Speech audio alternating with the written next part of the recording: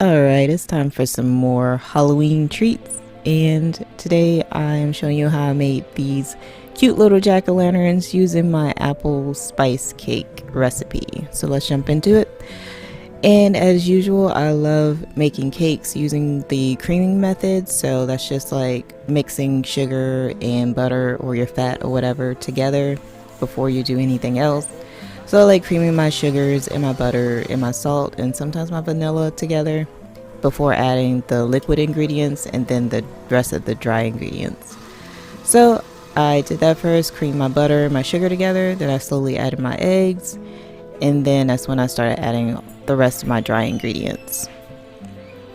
And I love doing this recipe during the fall. It's just like a really warm cake, like it warms up your body in a way that only cinnamon and a lot of different spices can, but it's in a cake and it's wonderful for breakfast and stuff. So I could usually just grab them and go when I have to go to work.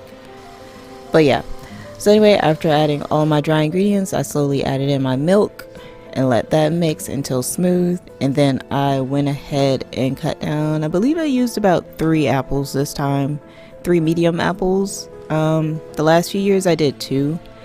And I used to cook down the apples, but this time I wanted to try just cutting down the apples really fine and just folding them in. So that's what I did this time. And this is my cute little pan, another one of my favorites. So of course you always have to spray it. I love that it's metal too. I love silicone, but I feel like metal is gonna last the test of time way better than silicone molds.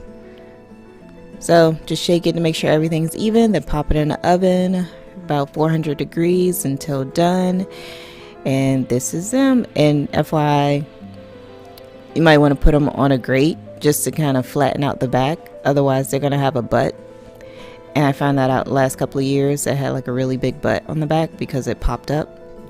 But yeah, when I put them on the grate to cool off, it flattened the back of them, so they didn't have that butt. But yeah, anyway, they turned out really cute. I love these. I love that you could I usually just leave them out so people can just grab them and go as they want, guests, whoever.